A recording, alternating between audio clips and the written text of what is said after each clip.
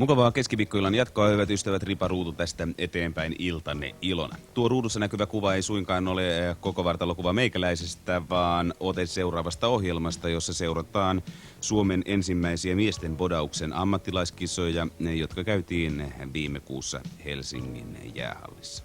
Luvassa on paljon tietoa ja tunnelmia niin lavalta kuin lavan takaakin.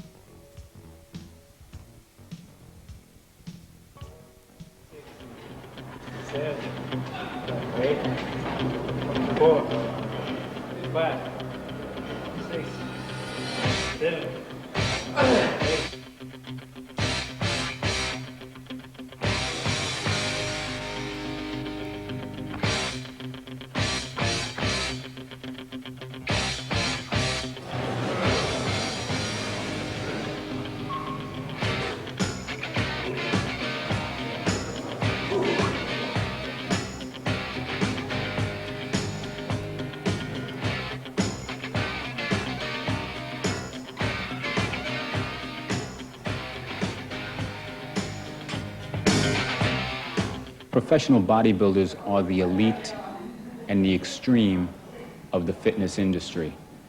And, we must look at them, they may say, well, maybe they can't jump and stuff a basketball, or maybe they can't run 100 yards in 10 seconds. Well, that's not their purpose. The guy that jumps and stuffs a basketball can't bench press 500 pounds either. They are a professional bodybuilder. They are a professional athlete. They are also professional entertainers.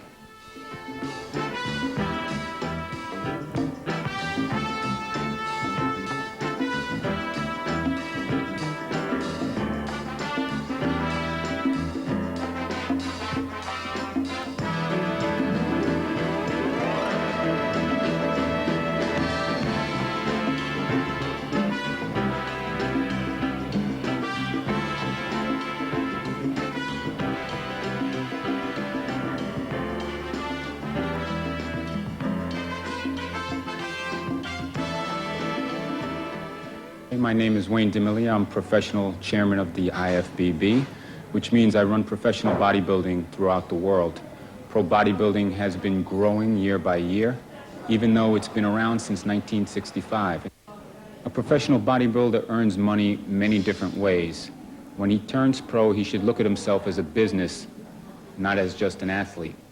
He earns money from competitions. He earns money from doing exhibitions, guest posing jobs at amateur events.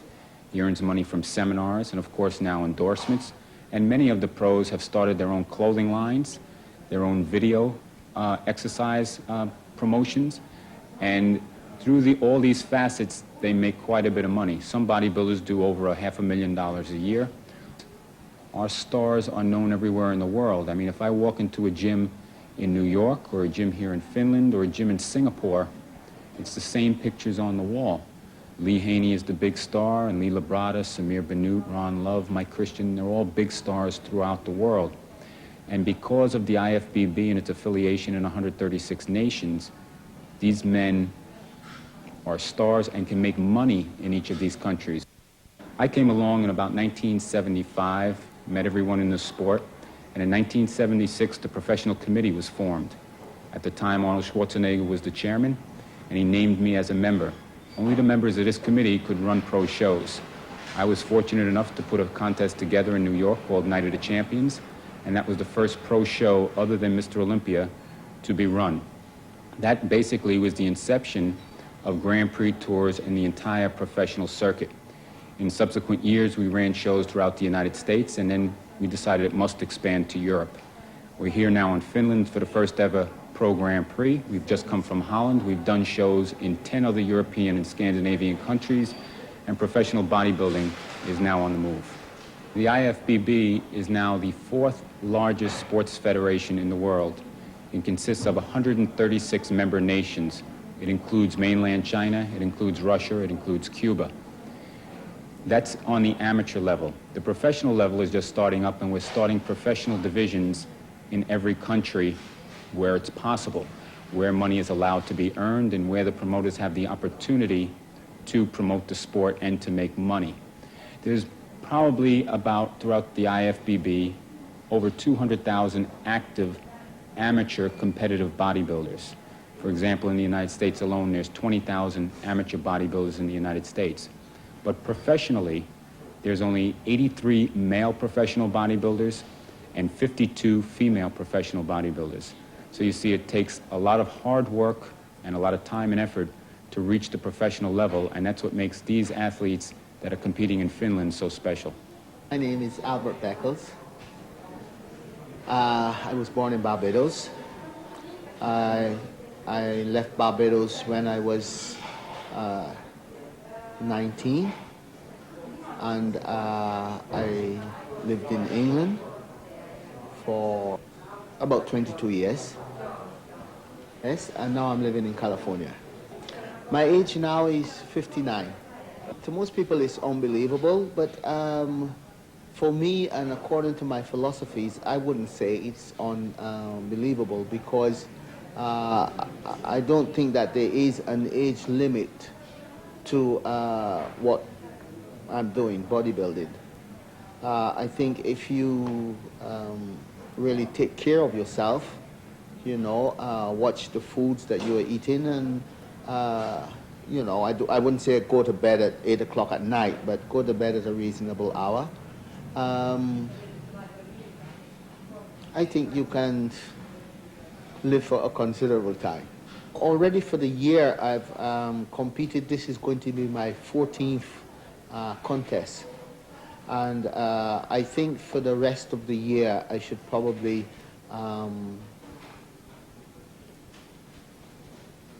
I wouldn't compete anymore. I was going to say rest, but I never really rest because I train a lot and I enjoy training, and for me the day is not the same if I don't train.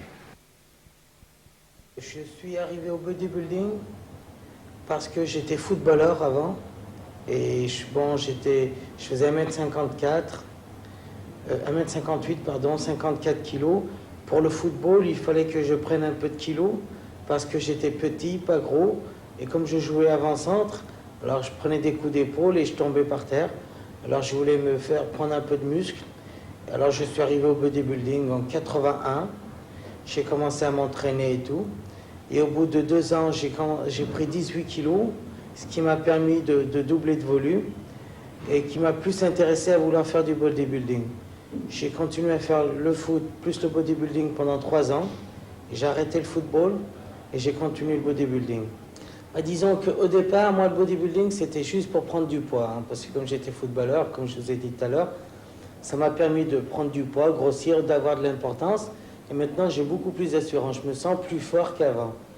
Et puis, le bodybuilding m'a beaucoup apporté pour la bonne et simple raison, c'est que je suis prêt à tout effort subit. S'il y a un effort à faire, je suis prêt, mon corps est prêt, est entraîné pour.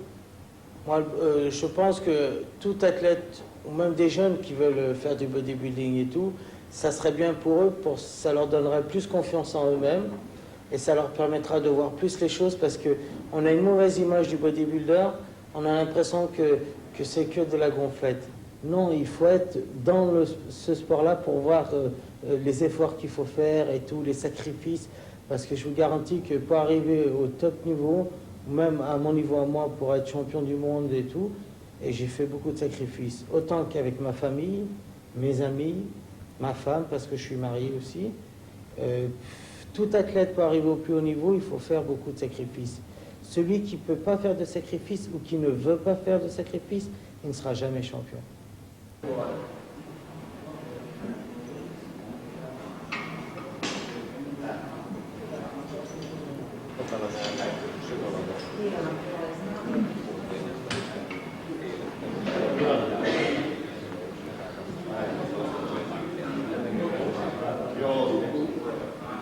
Olen Keijo Reiman ja ikä 39 vuotta ja kilpailut kehonrakennuksessa 20 vuotta. Se on mulla toi harjoitusohjelma, itse dynaaminen voimaharjoite, niin se on ollut monet vuodet ihan sama systeemi, että ykköspäivä on rintaselkä, kakkospäivä on koko alakerta, jalat, pohkeet ja ryhdissä pitävä lihaksista, ja 3. päivä on olkapäät ja kädet. Sitten pidetään 1 huilipäivä ja sitten non-stoppi alkaa alusta. Niin energiatalous on niin kuin negatiivinen, eli ei balanssissa. niin silloin ei laadullista harjoitetta voi suorittaa niin hyvin, niin se kun pitää korvata sillan määrällä, niin silloin pitää mun mielestä harjoitella 2 kertaa päivässä. No tässä tapauksessa, kun mä omistan niinkin ihanan vaimon, joka on myös huippukehonrakentaja, ja kun puhutaan semmoisesta yksilöstä, joka ymmärtää lajin päälle jotakin, niin se helpottaa toi perhe-elämä, eli silloin tulee vaimo vastaan siinä, kun se tietää, että hän kun itsekin on ollut tässä samassa veneessä. Mutta kun kysyt sitä, että nouseeko kehonrakennus tästä vielä, niin tämähän ei jää vuoden huippua. Että koko ajan tulee kuntosalia lisää Suomeen, Eurooppaan, maailmaan. Että se on valtavaa kasvua tekee kehonrakennus. Puhutaan nyt pelkästä niin sanotusta kuntobodauksesta. Mutta tietysti kun me ollaan jollakin lailla olevia lippulaivoja, niin kyllä meitäkin tulee lisää koko ajan valtavaa vauhtia. Ja kun ajatellaan sitä, että kun mä nyt tässä on kilpailu maailmanmestaruustasolla 20 vuotta, kun mä olin 72 ensimmäisessä maailmanmestaruuskilpailussa Bagdadissa, niin kun muistaa niitä aikoja ja sitä tasoa ja sitä kireyttä, ja kun ajattelee nyt tämän muutama viikko sitten käytyä kilpailua ja tätä tasoa ja tätä kireyttä, niin puhutaan kehonrakennuksesta ja kehonrakennuksesta, kyllä siinä on niin kuin valtava ero.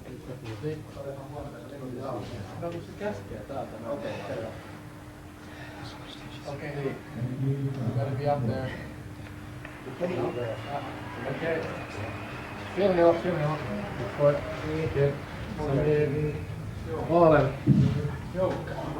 Then these are Beckles. Got it. Albert Beckles. You got it. Yeah. Stand happy. Run on. Keijo. Yeah. Vince. Quinn.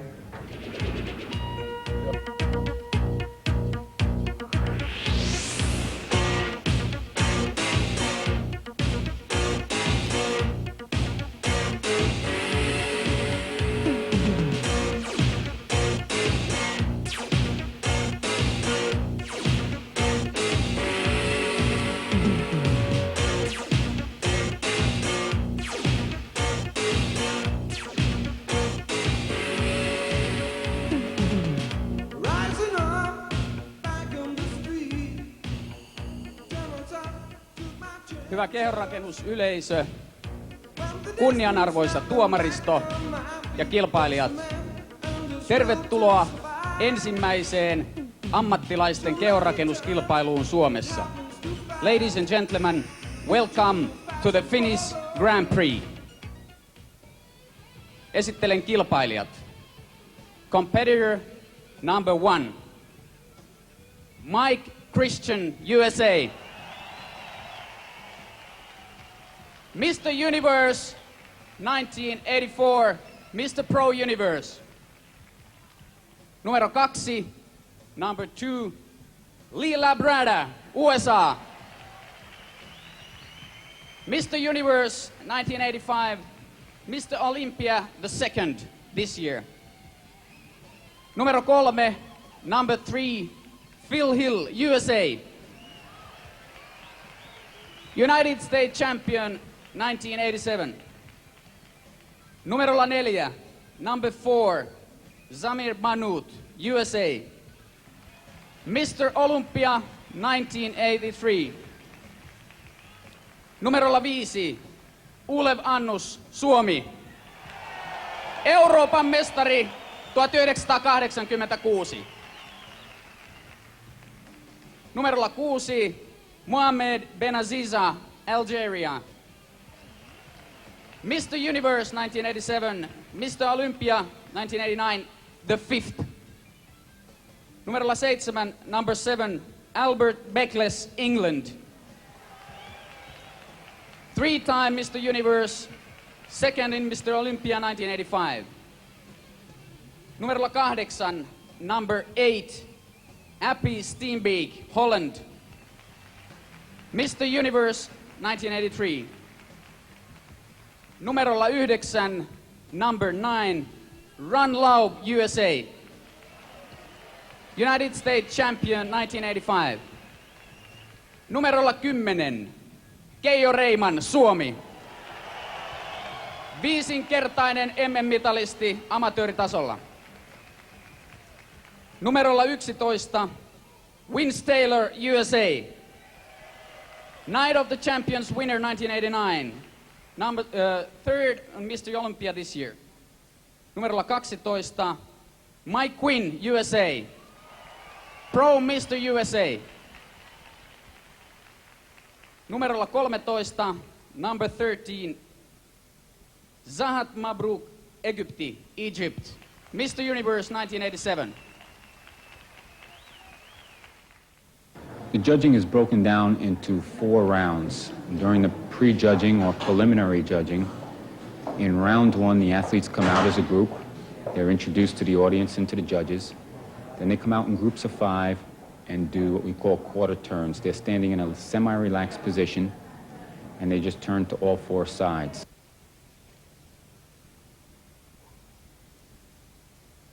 Quarter turn to the right.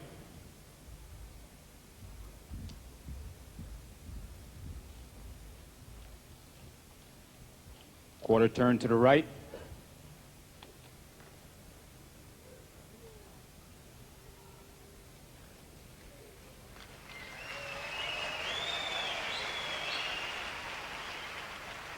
Quarter turn to the right.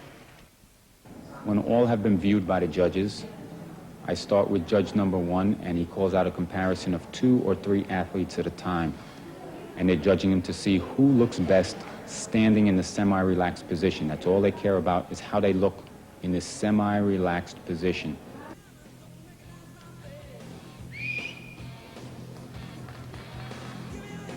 Feet together, please.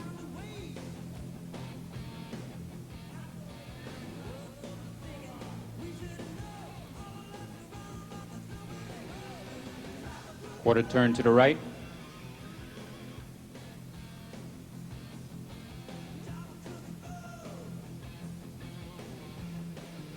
Quarter turn to the right. When the judges are all satisfied, meaning when they've placed, each judge has placed the athletes on a score sheet, say if there's 15 athletes, he places them 1 to 15, that concludes the first round. Quarter turn to the right. Samir Bannouth, born on November 7th, 1955. I'm 33 years old. I was born in Lebanon. However, I've been living in the United States for the past 15 years, and I live in Marina del Rey, California. And this is my second visit to Finland. It's real nice to be back in here. The first moment that I really got in love with bodybuilding is I was going to the movie theater, and on the way to the movie, I stopped by a bookstore, by a newsstand, and I saw the cover of Muscle Builder. At that time, it has Arnold Schwarzenegger on the cover with 2 ladies. Arnold was doing this pose, and women on each side, and I said, oh man, that looks unbelievable. So I was very inspired, and I said, I want to look like that. I did win the Olympia in '83. I competed for the first time in the '80 Olympia in Australia, and it was a big thrill for me to compete with the man that inspired me the most, who I picked up that magazine and was on the cover, was Arnold Schwarzenegger. And I tried extremely hard, and I knew I could have done good, but back then I lacked the knowledge.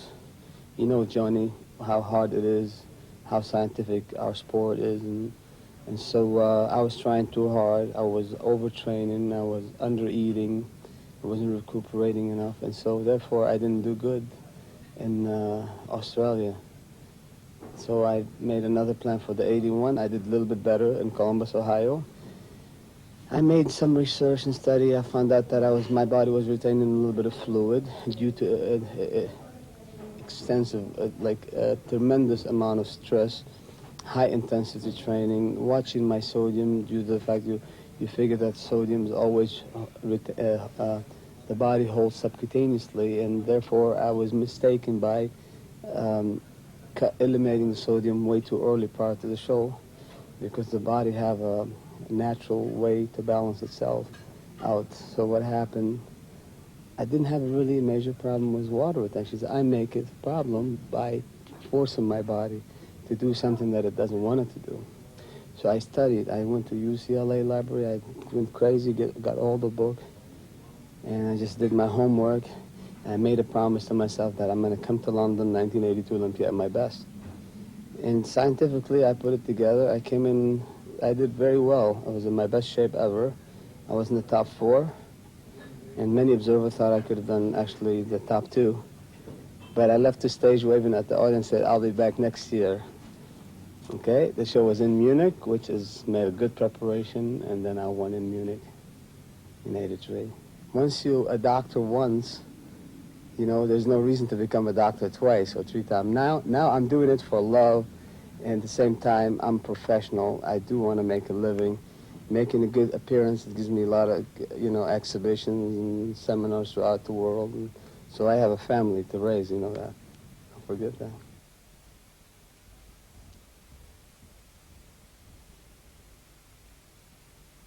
New sheets are given out, and in the second round they first come out and do the 7 compulsory poses, which is front double bicep, front lat spread, side chest, rear double bicep, rear lat spread, side tricep, and abdominal and thigh pose. When all 15 have done the poses individually, they're brought out as a group, and again the judges are called 2 or 3 at a time to compare them, and again they place them according to who looks best only in those 7 poses. Now, bodybuilding, which is different from other sports, is that the bodybuilder's body is in constant change. Your body is never exactly the same from hour to hour. It varies according to the food you put in, the liquid you put in, your mental state, how much stress you have. Only normal people who have significant amounts of fat levels can't see their body changes because the fat is covering it. Or with a bodybuilder, because the fat levels are so low, you can see the changes. If he's retaining water, you see the water build in the skin and the muscular definition goes away. If he's eaten some carbohydrates and his body was lacking some, the muscles will swell because the energy gets into the muscle and he may look better. So during the course of the judging procedure over the 4 hours, they do change. So a man you may have had first in round 1 may drop to second or third by the 4th round 4 hours later. And that's another, you know, difference in our sport than any other sport.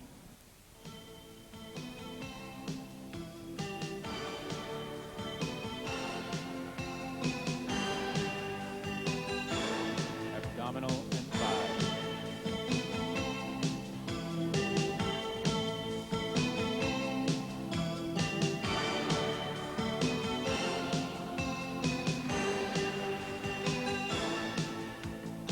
Lat spread.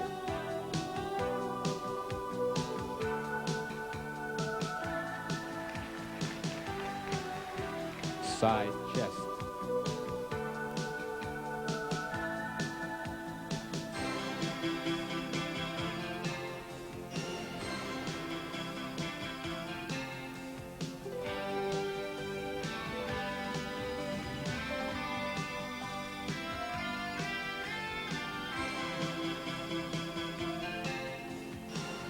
Lat spread.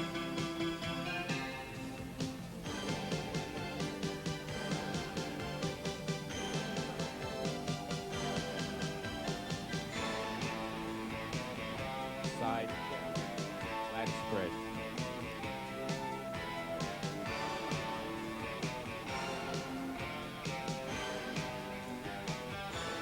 Side chest.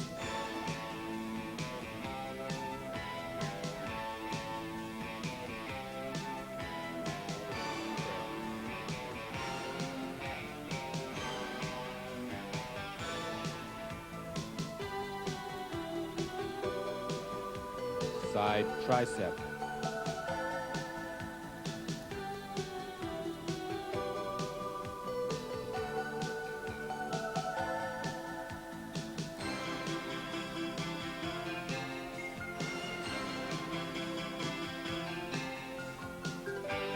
Lat spread.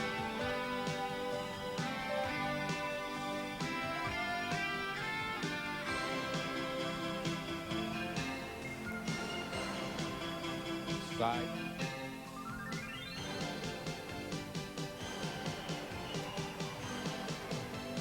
Lat spread.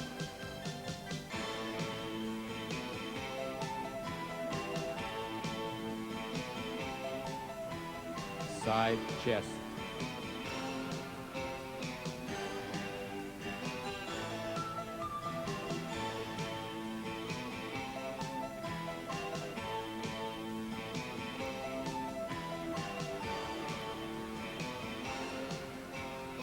Lat spread.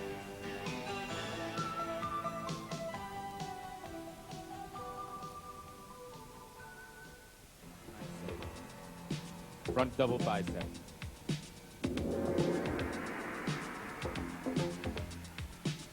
Lat spread.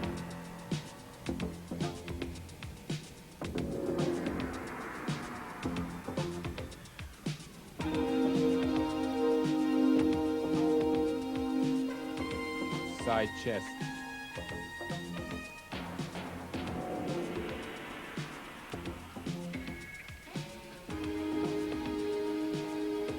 Rear double bicep.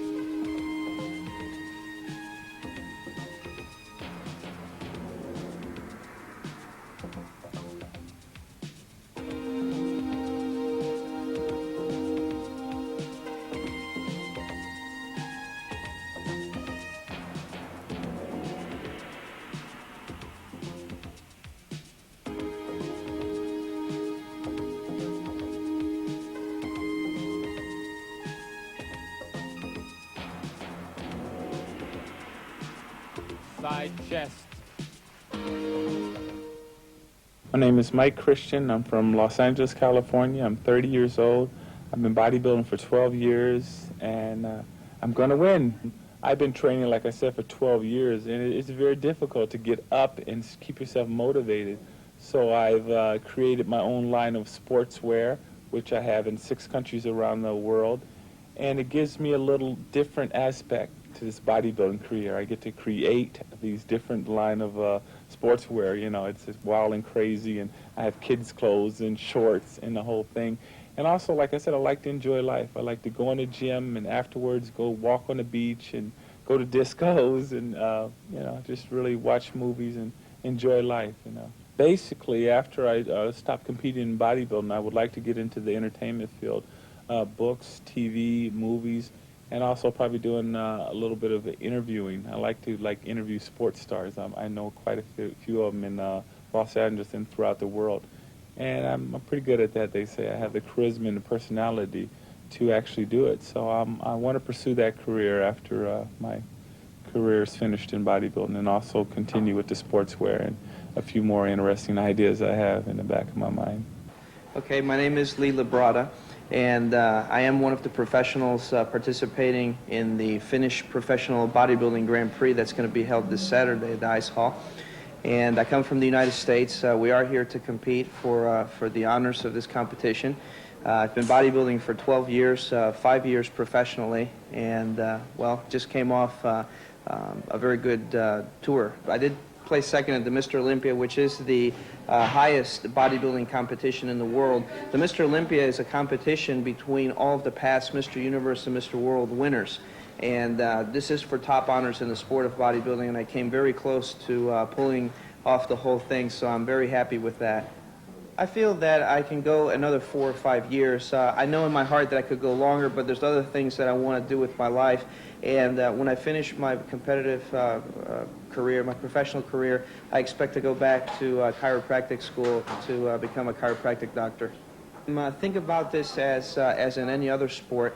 For instance, if you want to be a professional soccer player or a professional football player, the best thing that you can do is to practice, and to practice hard, and to you know, attempt to be the best that you can be. But realize there's only a small number of people, you know, that are gifted enough in any given sport to make it to the level that we're at. That doesn't mean they shouldn't try, because the worst that they'll come out with, you know, is a better body and better health. They'll always improve in one way or another. But as far as making it to the top in bodybuilding and such, you know, I think that it's difficult, and I think that people should not put all of their marbles in one basket, so to speak. Certain athletes are more gifted for other sports than others. You know, for instance, I'll never be a basketball player at my height, you know, whereas somebody that is 6 feet 10 inches tall, could be a very good basketball player. Again, certain people have a certain shape and muscularity in their legs, which enables them to run very fast, much faster than other human beings.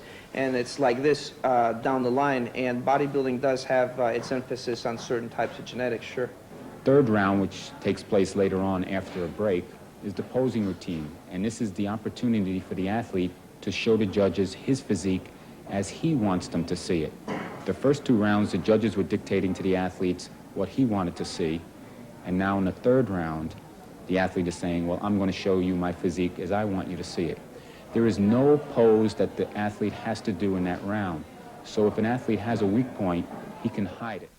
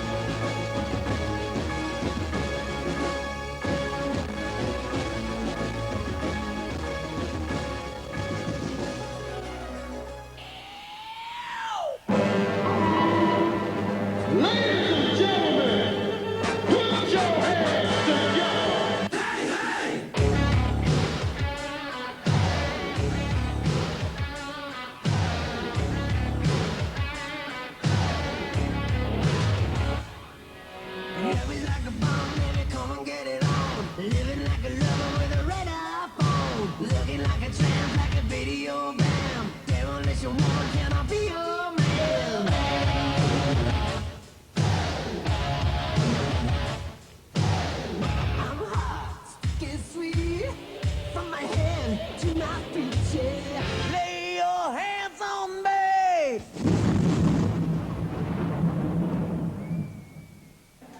And then we go into the pose down, which is round 4, where the top 5 come out. Again, they put through the quarter turns, the compulsories, and then they just pose, trying to outdo one another on stage, and the judge just selects the man who he feels at that moment is the best. And if we can have some pose down music, let's pose down.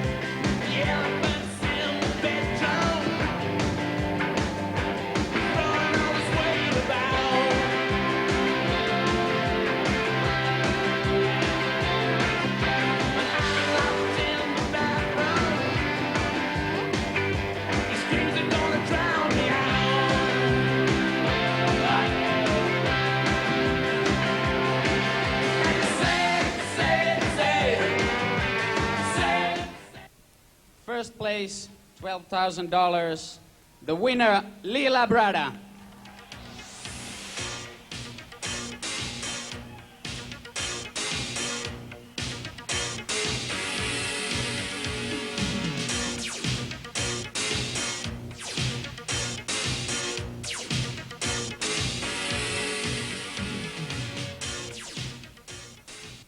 Heille kauden viimeinen kilpailu ja he kaikki halusi jäädä mieliin voittajana, joten kaikki kilpailijat oli erittäin kovassa kunnossa. Kilpailu sun kaikin puolin hyvin. Meillä oli katsojia, maksaneita katsojia noin 3000. Me oltiin siihen määrään aika tyytyväisiä. Julkisuutta saatiin paljon enemmän kuin koskaan ennen on kertomuskilpailulla ollut. Koska saatiin tästä näinkin hyvät kokemukset ja yleisö ei pettänyt meitä huolimatta määrätynlaista mustamaalauksesta omien joukkojen taholta, niin kyllä meillä on kova hinku järjestää myös ensi vuonna ja me ollaan saatu alustava lupaus. 65 000 markkaa. Winner of the special prize, Lila Brada.